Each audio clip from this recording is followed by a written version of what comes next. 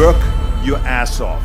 There is no magic pill. It drives me crazy to go to the gym. You read 1 hour a day. I went and worked out 5 hours a day, and I was working on construction with 24 hours a day. Organize your day. Work hard. I went to college. I went and worked out 5 hours a day, and I was working on construction. Because in those days in bodybuilding there was no money. I didn't have the money for food supplements or anything. So I had to go to work. So I worked on construction. I went to college, I worked out in the gym, and at night from 8 o'clock at night to 12 midnight, I went to acting class 4 times a week. So I did all of that. There was not one single minute that I wasted. And this is why I'm standing here today. With the age of 20, I went to London and I won the Mr. Universe contest as the youngest Mr. Universe ever. And it was because I had a goal. You see, if you don't have a vision of where you go, and if you don't have a goal where you go, you drift around and you never end up anywhere. 74% hate their job in America. The majority of people don't like what they're doing because they're really not doing it because they didn't have a goal and they followed this goal.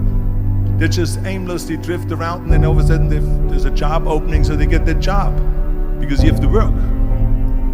But then when you work, it's a chore.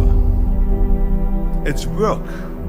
It's not fun. So if you think about, only a quarter of the people really enjoy what they're doing in life. So people always ask me, when they saw me in the gym in the pumping iron days, they say, why is it that you're working out so hard? 5 hours a day, 6 hours a day, and you have always a smile on your face. The others are working out just as hard as you do, and they look sour in the face. Why is that? And I told people all the time, I said, because to me, I'm shooting for a goal. In front of me is the Mr. Universe title. So every rep that I do gets me closer to accomplishing that goal, to make this goal, this vision, turn into reality.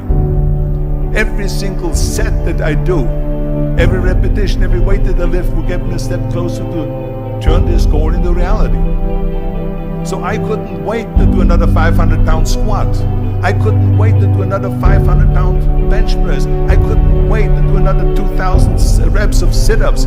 I couldn't wait for the next exercise. So let me tell you something, visualizing your goal and going after it makes it fun. You got to have a purpose no matter what you do in life. You got to have a purpose. And Muhammad Ali worked his butt off. And I saw it firsthand. And I remember that there was a sports writer that was there in the gym and he was working out and he was doing sit-ups. And they asked him, how many sit-ups do you do? And he said, I don't start counting until it hurts. Now think about that. He doesn't start counting his sit-ups until he feels pain.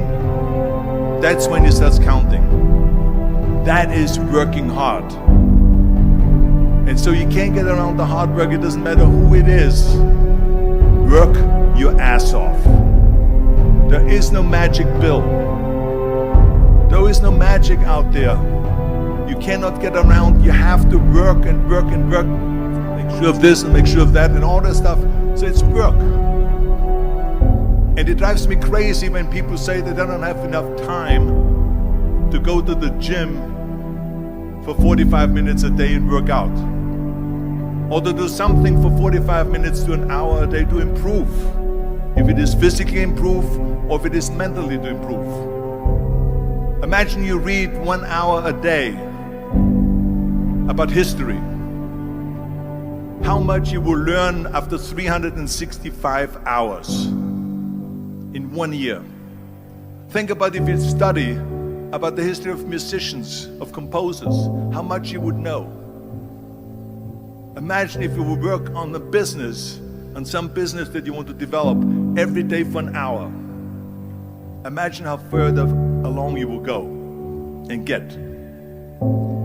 So it drives me nuts because when people say we don't have the time, we have 24 hours a day. We sleep 6 hours a day, so that gives you still 18 hours. So there's someone shaking their head out here in front. They say probably, I don't sleep 6 hours, I sleep 8 hours, right?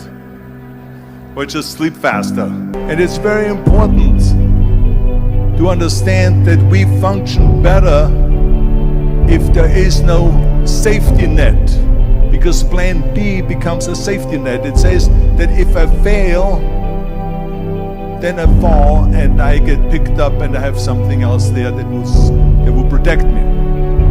And that's not good, because people perform better when there's no safety net. People perform better in sports and everything else if you don't have a plan B. I'm telling you, I've never ever had a plan B.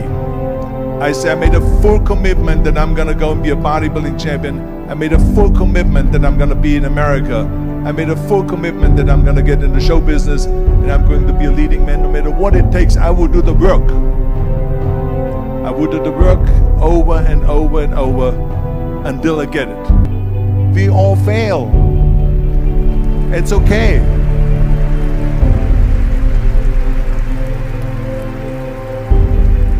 What is not okay is that when you fail, you stay down. Whoever stays down is a loser. And winners will fail and get up. Fail and get up. Fail and get up. You always get up. That is a winner. I failed in bodybuilding. I lost bodybuilding competitions.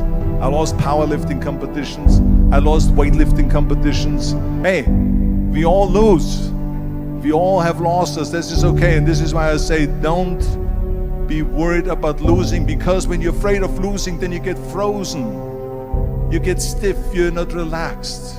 You got to be, in order to perform well in anything, if it's in boxing or if it is on your job or with your thinking, is only happening when you relax.